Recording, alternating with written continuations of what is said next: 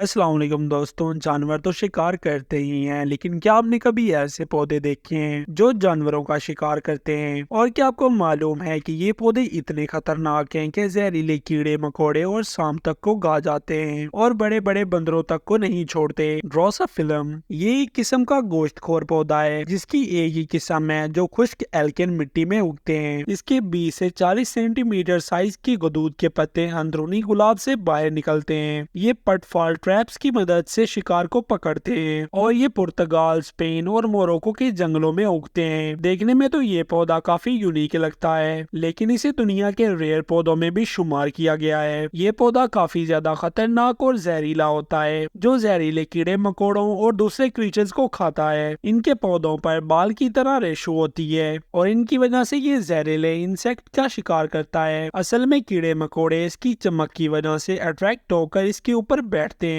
तो ये इसे मजबूती से जकड़कर पूरी तरह मुड़ जाता है और फिर इनका शिकार कर लेता है। ट्रॉपिकल पिक्चर प्लांट ये पौधे 3 मुख्तलिफ पत्तों की शक्ल पर मुश्तमिल होते हैं। इन पौधों की 100 से ज्यादा इनवा पाई जाती है और ये पौधा मलेशिया, इंडोनेशिया और चाइना में पाया जाता है। इस पौधे की खुराक जानवरों पर डिपेंड होती है। इस पौधे के फूलों से बंदर बारिश का पानी पीते हैं, इसलिए इस पौधे को मंकी कैप भी कहा जाता है। असल में इस पौधे की शक्ल एक जगह की तरह होती है और जब बंदर के बच्चे इस प्लांट से पानी पीते हैं तो वो कई दफा इसके अंदर गिर जाते हैं और ये पौधा उन्हें अपनी खुराक बना लेता है और उन्हें खा जाता है। बाज दफा तो ये पौधा मेंढक, चूहे और कीड़े मकोड़ों को भी खा जाता है। इस पौधे की जागनुमा वाले हिस्से में मीठा लिक्विड मौजूद होता है जिसकी खुशबू से अट्रैक्ट होकर जानवर इसे पीने के लिए आते हैं, तो इनके अंदर फंस जाते हैं और फिर उनका बाहर निकलना लगभग नामुमकिन हो जाता है। और ये पौधे इतने खतरनाक होते हैं कि सांप तक को नहीं छोड़ते, उन्हें भी खा जाते हैं। वीनस फ्लाई ट्रैप प्लांट ये सैंडियो खानदान का बारहमासी गोश्तखोर पौधा है जो कीड़ों और दीगर छोटे जानवरों को पकड़ने और हाजमा करने के लिए अपनी गैर मामूली आदत के लिए काबिले जिक्र है। ये पौधा अमेरिका में पाया जाता है। ये पौधा जू बबल नुमा रूट स्टॉक से उगता है। 20 से 30 सेंटीमीटर लंबे सीधे तने की नोक पर छोटे सफेद फूलों का एक ग्रुप रखता है। पत्ते 8 से 15 सेंटीमीटर लंबे होते हैं और इनमें ब्लेड होते हैं। इस पौधे के किनारे पर मोटे मोटे रेशे होते हैं। इसके पत्ते 2 हिस्सों में बटे होते हैं और अंदर वाली सतह पर नोकीले कांटे लगे होते हैं और ये उन्हीं की वजह से ओपन और बंद होते हैं। इसकी खुराक एनिमल पर मुश्तमिल होती है, न कि सूरज और पानी पर। यह पौधा मकड़ी, कीड़े मकोड़े और मेंढक वगैरह खाता है। इस पौधे के अंदर से एक अट्रैक्टिव स्मेल आती रहती है जिसकी वजह से इंसेक्ट इसकी तरफ खींचे चले आते हैं और फिर जैसे ही कोई शिकार इसकी तरफ आता है तो ये इसके अंदर फंस जाता है और ये बंद हो जाता है और इसके ऊपर लगे हुए कांटे उसको मार देते हैं और फिर ये पौधा उन्हें खा जाता है। डार्लिंग टोनिया प्लांट कोबरा का पौधा शुमाली कैलिफोर्निया और जनूबी ओरेगोन के पहाड़ी इलाकों में दलदलों का है और अपने गोश्तखोर नुकसान का इस्तेमाल करता है। खराब मिट्टी के हालात में इसकी गजाइत की जरूरियात को पूरा करने के लिए जाल ये सतह समुद्र से 6000 फुट तक का रेडवुड और रेडफर के जंगलात में परवान चढ़ता है जो सांप की कांटेदार जुबान या दांतों की सीट से मिलते जुलते नजर आते हैं। इसकी खुराक कीड़े मकोड़े और मक्खियां होती हैं और ये अपने शिकार को फंसाने के लिए एक मीठी खुशबू छोड़ता है और जैसे ही कोई कीड़ा मकोड़ा इसके ऊपर आके बैठता है तो इसमें फंस जाता है। असल में इसके अंदर बहुत से जालीनुमा सुराख होते हैं और मक्खी जब इसके अंदर जाती है तो मजीद इसकी सुरंग में चली जाती है और उसको लगता है कि वो इसके सुराख से बाहर निकल जाएगी, लेकिन ये सुराख नहीं, एप्टिकल एलिजन होते हैं, तो वो इसके अंदर फंस जाती है और ये पौधा उन्हें मारकर अपना शिकार बना लेता है। ये पौधा वाकई में काफी रेयर होता है। सेरासीनिया प्लांट सेरासीनिया के गोश्तखोर पत्तों को एस्केडिया कहा जाता है जो कुछ प्रजातियों में ऊंचाई में 1 मीटर से ज्यादा हो सकती हैं। मौसम बहार में पैदा होने वाले घड़े मौसम गर्मा में पैदा होने वाले घड़े से छोटे और फ्लॉप होते हैं। फूलों में लंबी पत्ती जैसे सुराख पंखुड़ी होती है और ये अप्रैल से जून तक पैदा होते हैं। पौधे ज्यादातर राइजोम्स के जरिए फैलते हैं जो जनूब मशरकी रियासत मुत्तहिदा का है। ये पौधे दलदली इलाकों में बांझ तेजाबी चिकनाई वाली मिट्टी के साथ उगते हैं और छोटे कीड़ों को हजम करने के काबिल होकर ढल गए हैं और ये तेजी से बढ़ता है और 12 से 24 इंच लंबे खड़े की शक्ल के पत्तों को झुरमट बनाता है जो कीड़ों को जाल के तौर पर काम करने के लिए एक तंग खोखली शांख की शक्ल इख्तियार करता है। कीड़े पौधे की अमृत की तरफ राग़िब होते हैं और फिर गड़े में रेंगते हैं। नीचे की तरफ बाल इनके फरार को रोकते हैं और वो फंसकर मर जाते हैं। हैं वो सीधा कीड़े की ग़िज़ाई अज़्ज़ा फिर पौधे के जरिए खुराक के तौर पर जज़ब हो जाती है। पौधे आमतौर पर सबसे तांबे के रंग के होते हैं, जिसमें सुर्ख रंग की रग होती है और ऊपर एक हेड होता है ताकि बारिश को अंदर जाने से रोका जा सके।